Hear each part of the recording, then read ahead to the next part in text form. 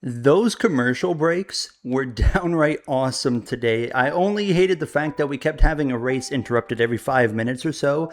But beyond that, I mean, that one Wendy's commercial, absolutely fantastic. And then, like, a race came on for like 2 minutes, but then we got back to our commercials. In all seriousness, though, that race was awesome from stage one, lap one to the very last lap of that race.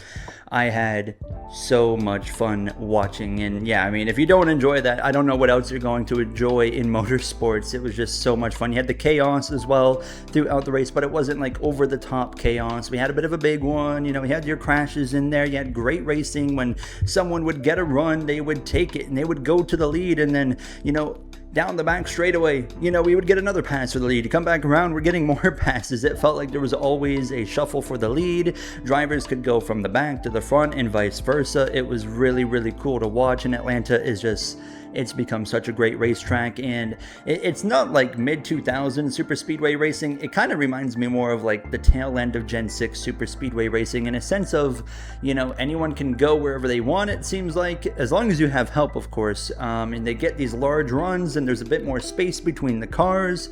It really reminds me of the era that I loved the most of super speedway racing, which was the tail end, the last 3 to 4 years of the Gen 6 era. And I just had so much fun watching them just duel it out, time and time again. And I really can't wait for them to go back there in the summertime. One thing that got on my nerves, however, was the commercials. In stage one, I really noticed it. Stage two, again, the last bit of the final stage, it definitely got better, as it should, but that's aside from the point. It felt like, we would, get a commercial. It felt like every 5 minutes in stage one, they would come back from commercial, and it was like mid-stage one, they came back for like 5 laps, and that's only like 2.5 minutes, and then they were back to commercial for another 3 or 4 minutes. And it's just so annoying. Now, I read great news on Twitter that Fox is now doing only side-by-side commercials during green flag action. No more full screen commercials. That is awesome, but it seems like the negative is they're like doubling the amount of commercial breaks that we have. And man, I don't know if I like that new idea. Honestly, like, if we get less commercials, I'll take the full screen commercials at this point, because it was so just, annoying, and it really takes you out of it a little bit, in terms of, you're watching, and then, you go to commercial, you come back, and just when you're starting to get back into it, oh yeah, we're going to commercial again. And I know, like, we can still see the race, but when you can't hear the commentary, when it's not full screen, it still does take you out of it a little bit. So it just felt like time and time again we were going to commercial break, and I really noticed it in stage one, which is only 60 laps, and we had like 5 commercial breaks. That is so over the top. Also, 2 crashes came during the side-by-side commercial breaks. I know there's nothing, of course, that can prevent that outside of just not going to commercial, so I'm not going to be too hard on that, but it's still, as a fan, a viewer, I know we're all annoyed when we see that happen. But outside of that, the racing itself, like I said, it was phenomenal, with everyone being able to shuffle around, duel it out for the lead. And, stage one, we had some absolutely fantastic racing. 2311 was looking really strong again, fresh off of the Daytona 500. The 45 was looking good. The 23 was looking good. Handling and tires were definitely mattering to a degree, not a huge degree, but it was a noticeable degree of how much it made a difference. And we saw, of course, towards the end of the race, guys that took tires found themselves closer to the front and mixing it up, and it seemed like they could do a little bit more with their cars. So I was really a big fan of how that was playing out. And stage one, great action right down to the checkered flag, or the green-white checkered flag. And then we go into stage two, again, great racing. We end up getting, of course, the few accidents here and there, and then you come down to the final bit of stage two. It felt like this race really started kicking off, and it felt like that action that we had in the last 10 to 15 laps of stage two was the same action we had for the rest of the race.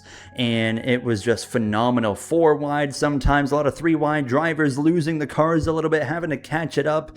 It was so much fun, man. I love this track so much, and I'm just so hyped for like what's to come. I love road course racing, so I'm already looking forward to Circuit of the Americas next weekend. But of course, coming to the end of stage two, I mean, this is where the first major fumble of the day happens with Kyle Larson, my man. I'm wearing the Kyle Larson hat. You guys know I love Kyle Larson, but I also love Shane Van Gisbergen, and he's one of my 5 favorite drivers.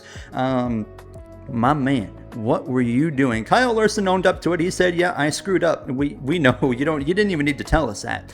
That was horrible. Now, he talked about it being a blind spot kind of situation, which it definitely checks out to me. I mean, you see the space of where the 5 is at and where the 97 is at. I think, honestly, that's a scenario where the spotter needs to communicate a little bit better of where that 97's coming with a run. But obviously, at the end of the day, it's still a huge mistake on the 5 team and driver. And Larson, my man, comes from the top all the way down to the inside and takes out an innocent SVG. And honestly, Larson's biggest mistake after this was trying to gather it back up and spin it back because he crashed into the outside wall. He would have just been better letting it slide through the grass. And that's what SVG did. And I mean, he still finished top 10. He had a great race, just like he showed up in the Daytona 500, putting on a really good performance as well. Also, Bubba Wallace won that second stage over the 24 due to the timing of the caution.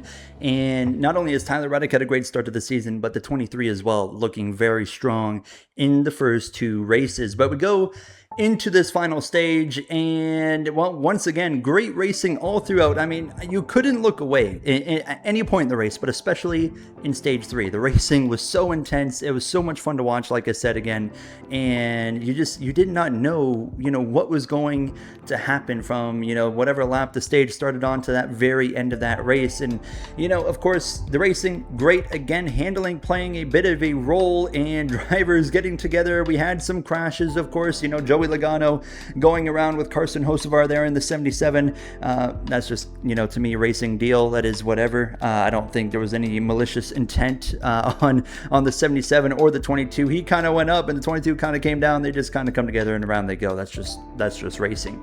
But we do have some topic to talk about with Carson Hocevar, and I already know I'm going to make some Hocevar fans upset.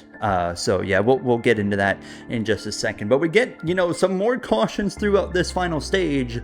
But by the time we get to the end, some drivers are on fresher tires, like Carson Hocevar, Ryan Preece. I believe Daniel Suarez as well in the 7 also had fresher tires. And obviously we had some more damaged cars at this point as we were getting right towards the end. Denny Hamlin and others. Joey Logano had gotten caught up in another wreck at this point. Quite a few cars had been taken out. I mean, we had that kind of semi-big one as well. And as we got to the very end, I mean, obviously this is kind of where the conversation has shifted, is to the 77 of Carson Hocevar. And well, he was, first of all, before I say anything about him that's in a more negative light or in a critical light, he was making some absolutely epic moves. I mean, before anything else had happened, he had fresher tires, so he had more ability than anybody else around him at the time to do these moves. But it doesn't matter. He was still making absolutely fantastic moves. He was there to win, just like every other driver is, of course. But he was making some huge moves, some contact with the 6 at one point. I mean, that's just racing there. Both of those guys really close. I mean, he did it 2 or 3 times, got to the lead of the race. He was really showcasing some talent there. I mean, and really not taking no for an answer until, unfortunately, we get into some late race restarts, and taking no for an answer makes him, in my eyes, looking like a gangster, like absolute just awesome, to looking like a complete joke on the racetrack. Here's what I didn't like. Now, here's the beautiful thing about sports. The reasons I don't like Carson Hocevar on track, it is very specific to know on track Carson Hocevar, is maybe the same reasons you like Carson Hocevar. That's the beautiful thing about sports, is we can like or dislike someone for the exact same reasons. And the reason I don't like Carson Hocevar on the track is I don't like how he drives. And he's very, very aggressive. I like aggressive drivers, but I'll talk about a difference here momentarily. But we come to this restart here. He's behind Christopher Bell. He's got Ross Chastain behind him. We're going into 2 laps to go restart. And he just bulldozes straight through between the 20 and the 23. Now, everyone's saying, well, there's a hole, so you got to go for it. Well, first of all, no, you do not. There is not enough room for his car. And then, oh, hold on, we got to bring in the argument of, well, Ayrton Senna once said, if there's a gap car, basically, well, that is implying that there's enough space to at least put your car in there. And there wasn't here. Now as well, I hear some people saying, well, how did he get his car there if there wasn't enough space? Well, there's this thing called bulldozer, and that's what he did. He drove straight into a hole that was not fully available, and he bulldozed his way through the 20. And well, we proceed to see what happens with the 20 of Christopher Bell, who can't be hugely a huge fan of what happened there.